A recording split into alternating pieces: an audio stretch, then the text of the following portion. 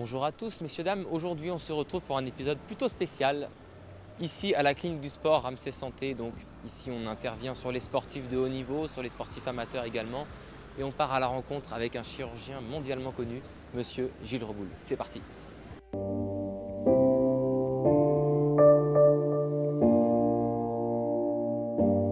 Docteur Gilles Reboul, bonjour. Bonjour. Vous êtes chirurgien viscéral spécialisé dans la pubalgie Absolument. pour les sportifs. Donc pour un sportif, qui plus est un footballeur, c'est quand même une blessure assez grave, peut-être la plus grave avec les ligaments croisés. Donc est-ce que... Alors, je ne sais pas si on peut parler de gravité. Ce qui est certain, c'est qu'elle fait partie des blessures au même titre que le ligament croisé ou d'autres blessures ligamentaires qui posent le plus de problèmes pour un joueur professionnel, puisqu'elle engendrera, lorsque le joueur est blessé, des semaines d'indisponibilité pour le staff technique et en même temps des risques de récidive. Donc c'est une pathologie qui est connue depuis déjà on va dire, plus de 60-70 ans. La première fois qu'elle a été décrite, elle a d'ailleurs été décrite en Italie par sur un escrimeur et après progressivement chez les footballeurs, puisque c'est le football qui est le sport le plus représenté. Donc cette pathologie, on a d'abord besoin de bien la comprendre, et encore aujourd'hui elle reste un petit peu mystérieuse, alors que ça fait quand même plusieurs décennies qu'on a démembré, et récemment, depuis 2014, avec la conférence de consensus de Doha, on a même fait un démembrement plus moderne et international, ce qui permet comme ça de parler de la même manière dans tous les pays du monde. Et donc du coup, grâce à ce démembrement et à ces progrès qui ont été faits, on arrive à mieux cerner cette pathologie et donc proposer à un patient le bon traitement. Mais effectivement, quelquefois, ça peut mettre sur le flanc un joueur professionnel pendant 3-4 mois, voire le faire jouer pendant 2, 3, 4 saisons avec des douleurs, ce qui va impacter sa performance sur le terrain. Bien sûr. Alors du coup, j'imagine que toutes ces connaissances, vous les avez acquises avec le temps. Donc, est-ce que vous pouvez me retracer votre parcours? Alors en fait, effectivement, c'est assez facile pour retenir et savoir depuis combien de temps je m'occupe de la pubalgie, puisque j'ai commencé en janvier 2000. Voilà. Donc c'est un hasard, mais n'empêche que donc on y arrive à 24 ans pratiquement, et depuis 2012, donc plus de 10 ans, maintenant je ne fais plus que cette pathologie-là. Donc j'en ai une expertise, ça c'est sûr, tant chez les professionnels de très haut niveau, les semi-professionnels, les amateurs, et donc j'en prends en charge en moyenne pratiquement, j'ai 3 à 4 000 consultations par an, et j'en opère 700 à peu près entre mes différentes structures. Alors je me suis intéressé à cette pathologie parce que d'abord j'avais 2 passions dans ma vie, le sport, et j'en pratique beaucoup, il faut voir que je suis assez fit entre guillemets, mais c'est parce que je pratique aussi beaucoup de sport et j'en ai toujours pratiqué, et je continue. Et en même temps la chirurgie, et donc j'ai la chance depuis maintenant 12 ans de pratiquer que mes 2 passions, et ça c'est dans un contexte actuel très intéressant. J'ai vu dans votre parcours encore une fois que c'est en 2012 réellement que vous avez commencé à vous concentrer essentiellement sur la pubalgie. Absolument, oui, donc ça fait plus de 10 ans maintenant, et donc j'ai exclusivement maintenant mon activité sur cette forme de pubalgie. J'ai encore 2-3 petites activités à côté de chirurgien viscéral qui se rapprochent avec le sport, hein, notamment entre guillemets les tuméfactions périnéales du cycliste, qui sont ce qu'on appelle le 3e testicule entre autres, et ça c'est un autre problème. Depuis finalement mes contacts avec la clinique Aspetar à Doha, que vous devez connaître, hein, qui fait partie du grand projet Qatari qui a été mis en place dans les années, fin des années 2009-2010, et à ce moment-là, en 2012, ils m'ont recruté pour intégrer le groupe Pubalgie International, qui nous a permis de progresser puisqu'il y avait énormément de praticiens, à la fois chirurgiens, mais également médecins, radiologues, physiothérapeutes. Et à partir de ce moment-là, j'ai vraiment décidé de ne faire que cette pathologie-là. D'accord. Donc ici, on le rappelle, on est à la clinique du sport à Paris. Absolument. Alors, plus précisément même, dans les locaux de chirurgie du sport, qui sont des collègues orthopédistes qui sont associés avec des noms qui sont très connus, hein, comme Nicolas Lefebvre, comme Alain Meyer, récemment le professeur Chiani qui les a rejoints, de la Pitié-Salpêtrière qui est également connu dans le milieu du sport. Et c'est du coup en 2017 que vous commencez à la clinique du sport à Paris? Alors j'ai commencé effectivement en 2017 puisque j'ai démarré ma pratique exclusive. J'ai également eu, entre guillemets, la chance, dans les parcours, il faut aussi un peu de chance, que les praticiens qui faisaient quand même de la pubalgie sur Paris, à la fois M. Gossin et puis M. Le Picard, sont partis à la retraite, quasiment à 2 ou 3 ans près. Donc, bien, on m'a contacté et puis du coup, je suis venu à Paris et donc je continue à développer, je reste à Bordeaux et donc maintenant je fais Bordeaux, Paris, et puis récemment j'ai même démarré sur Monaco. Je continue à aller dans le Moyen-Orient, plus au Qatar, mais je vais à Dubaï, au FIFA Center, mais dans des structures bien particulières puisque ça permet comme ça un recrutement et un suivi derrière.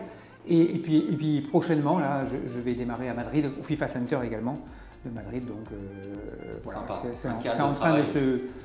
Ce qui est bien, c'est en fait de faire ce qui me plaît. Et donc d'allier mes passions avec mon métier. Et on a beaucoup parlé récemment des problèmes de retraite, entre guillemets, liés au travail.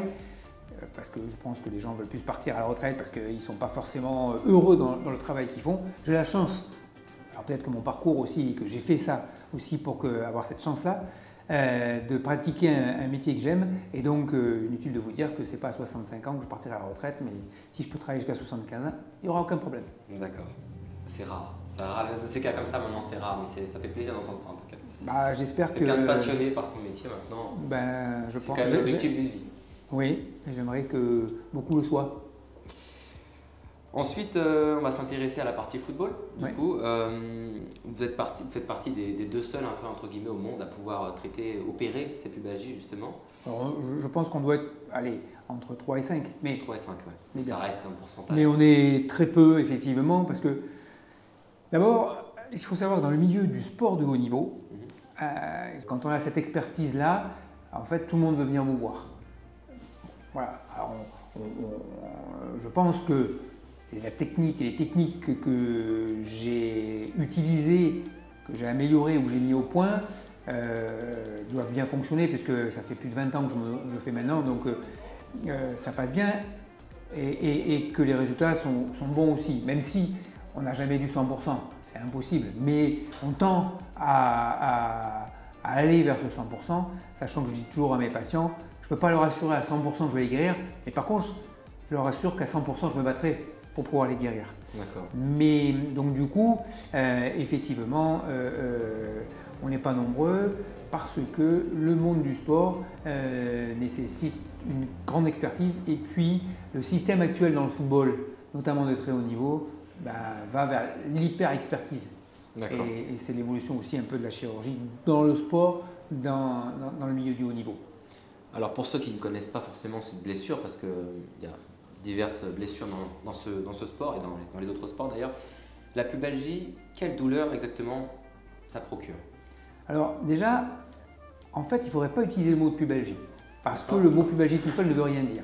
Ou alors ça veut dire que c'est un syndrome, ça veut dire que c'est une douleur de l'aine. Donc en fait, les Anglais le décrivent très bien en parlant de groin pain, la douleur de l'aine. Mais il y a plusieurs formes de pubalgie. Elle peut être au-dessus du pubis et dans la région inguinale. On appelle ça à ce moment-là une pubalgie pariétale ou inguinale. Elle peut être sur une atteinte du pubis, elle peut être une atteinte des adducteurs et c'est la plus fréquente, ou alors une atteinte de ce qu'on appelle le muscle iliopsoas. Lorsque la forme est pariétale ou inguinale, en fait, les patients ont juste une gêne. Ils l'expriment très très bien. Ça ne les empêchera pas de jouer, mais ils sentent que ce n'est pas comme d'habitude et qu'il y a une gêne. Et en fait, c'est parce qu'il y a une faiblesse dans la paroi que des phénomènes de compensation vont apparaître et à ce moment-là, d'autres lésions également s'exprimer, à la fois pubiennes ou adducteurs, voire pseudo-ciliaques, et c'est celles-là qui donneront des douleurs parce que le caractère douloureux vient d'une inflammation, d'une fissure, et ce qui n'est pas le cas dans les formes pariétales. Donc dans un premier temps, c'est très important de faire un bon diagnostic. Quand on a un bon diagnostic, on aura un bon traitement qui ne passera pas d'ailleurs forcément d'emblée vers une chirurgie, voire en fonction des formes, vers une chirurgie obligatoire. D'accord. Du coup, comment vous procédez pendant les opérations? Quels sont vos rituels, entre guillemets? Alors, en fait, chaque chirurgien, et tous les chirurgiens ont des rituels. On est comme des pilotes d'avion. On est obligé d'avoir des déroulements d'intervention qui sont toujours les mêmes. Déjà, on sait ce qu'on va faire techniquement sur le patient. Et en termes de chirurgie de la pubalgie, on n'a jamais de surprise. Ce n'est pas comme dans des cancers, ce n'est pas comme dans certaines pathologies où on peut tomber sur des choses qui sont difficiles, qui rendent la chirurgie difficile. Ce n'est pas une chirurgie difficile, c'est une chirurgie qui est minutieuse, parce que ça ne saigne pas, qui fait également appel à ce qu'on appelle aujourd'hui, puisque c'est très moderne, les minimal repairs, donc on fait des petites incisions finalement pour pouvoir avoir le moins de délabrement possible, et on a des étapes qui sont extrêmement bien répertoriées, et du coup mes interventions vont de, entre guillemets, 5 minutes à 40 minutes pour chaque patient. D'accord, vous êtes assisté? Alors oui, j'ai des aides opératoires bien sûr, mais c'est simple, j'utilise 15 instruments. Je n'ai pas besoin d'avoir beaucoup de matériel, et je n'utilise pas de prothèse, de matériel prothétique ou de matériel sur mesure qui rend la technique reproductible, facile et finalement assez rapide. D'accord. Peut-on vivre avec quand on est pro? J'imagine que oui, mais on le traîne, c'est quelque chose qui est… En fait, le problème, c'est toujours pareil, c'est la douleur ou l'évolution au sein d'une même pathologie. Et il faut bien connaître le sport de haut niveau pour savoir qu'un joueur ne performe que quand il est à 100%, voire 110%. Et que s'il est même à 95%, ce petit 5% va faire que ça va nuire sur sa performance. Et donc, les staffs médicaux, les chirurgiens dans le milieu du sport, eh bien, doivent se battre justement pour que le joueur aille vers ce 100%. Je pense que c'est quelque chose qui est très très important. Alors, il est évident que l'acte, le diagnostic, l'acte chirurgical, mais également la confiance dans ce qu'on va faire et dans le fait que le patient comprendra les étapes et le joueur va comprendre toutes les étapes qu'on va utiliser pour qu'ils reviennent au très haut niveau et donc sans douleur. Et tout ça, c'est tout un processus qu'on refait pour tout le monde. Il faut opérer, j'imagine qu'il peut y avoir une possible rechute ou alors la blessure est définitivement guérie. Qu'est-ce qui sent? Alors, en fait, tout dépend du type de pubalgie que vous allez avoir. Si vous avez une pubalgie qui est plutôt complexe et donc qui évolue depuis très longtemps, il est possible que l'évolution soit un petit peu plus longue derrière, avec d'autres formes de rechute, entre guillemets, ou de douleurs qui ne sont pas liées à la première opération qu'on aura faite. Par exemple, si je fais une chirurgie de paroi et qu'il décompense sur un adducteur, dans l'année ou les 2 années qui suivent, on parlera de récidive, mais finalement c'est la même maladie et c'est une même évolution. Et donc, on fera une deuxième chirurgie sur les adducteurs, qu'on n'aura pas faite avant parce qu'on aura estimé que ce n'était pas utile, mais ce ne sera pas véritablement une rechute, mais c'est possible d'avoir ces formes-là. Comme une deuxième version de la blessure, quoi, finalement. Exactement. Et moi en tout cas, et j'ai aucun problème pour l'assumer, je considère que ce n'est pas une obligation de faire de la prévention et de faire… Parce qu'on pourrait très bien dire, dans ce cas-là, on n'a qu'à opérer tous les patients. Comme ça, ça n'arrivera plus. Comme ça n'arrivera plus. Enfin, tous ceux qui expriment une des formes de pubalgie. Je pense que ça arrive dans un pourcentage de cas, mais pas tout le temps, et donc ça ne justifie pas de le faire à tous les patients, surtout qu'on prend des risques, et ça reste un acte chirurgical avec de possibles complications et de possibles séquelles. Donc quand on a une certaine technicité de cette opération, quand on a les connaissances que vous avez, on a une certaine forcément réputation dans ce milieu-là. Comment c'est l'agenda type d'un docteur comme vous, Gilles Reboul? Mais en fait, la réputation, elle vient du fait que Je travaille en fait avec les patients qui prennent des rendez-vous de manière habituelle, hein, comme tout patient sur le Doctolib par exemple, mais aussi je travaille avec toutes les grandes institutions, Fédération française de football, de rugby, toutes les fédérations en gros, l'INSEP et les médecins de club que je connais quasiment tous, que ce soit Ligue 1, Ligue 2 nationale ou le rugby top 14. Et donc du coup, aujourd'hui, c'est vrai que j'ai la chance, quand on est expert, en fait, ils veulent avoir l'avis de l'expert. Et en même temps, pour un staff médical, c'est important vis-à-vis du staff technique aussi d'avoir l'avis de quelqu'un qui a une expérience. Et alors plus les années passent, plus j'ai d'expérience et plus j'ai de la réputation. Et donc voilà, mais je pense que c'est surtout mon expertise qu'ils cherchent. Voilà. Bien entendu. Une petite anecdote, est-ce que vous avez quelque chose d'assez cocasse à nous raconter sur l'un des patients que vous avez eu? Alors c'est compliqué, ça c'est des choses qu'on ne peut pas raconter. D'accord, secret médical j'imagine. Exactement, de toute façon ça fait partie du secret médical. Il y a toujours des petits gags par rapport à un ressenti, à des suites, à certains joueurs. Après, j'aime bien et en fait j'aime mes patients. Donc je pense qu'ils le ressentent aussi, ça fait aussi partie entre guillemets de ma réputation.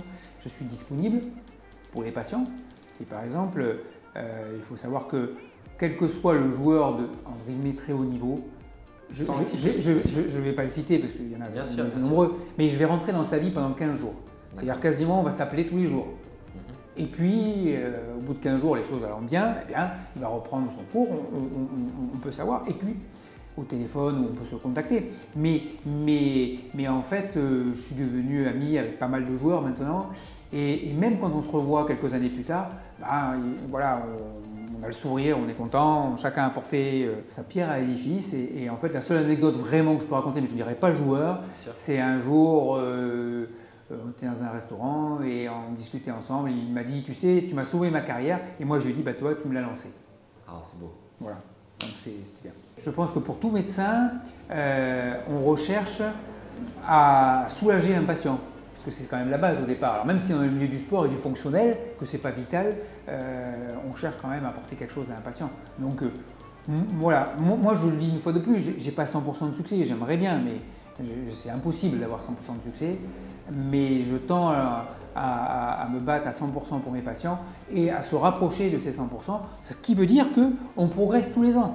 Je progresse encore sur la prise en charge et puis je ne suis pas tout seul, je travaille aussi après le post. D'abord en amont avec les médecins de club, après en post-opératoire avec des kinés, avec des réathlétiseurs. On a monté un centre à Bordeaux justement pour prendre en charge ces patients et puis évoluer nous aussi parce que j'ai la chance en fait en étant pratiquement pas tout seul, mais quasi exclusivement en France à faire cette technique et à les suivre, à opérer finalement pas que des footballeurs, même si ça représente 70-75% des patients.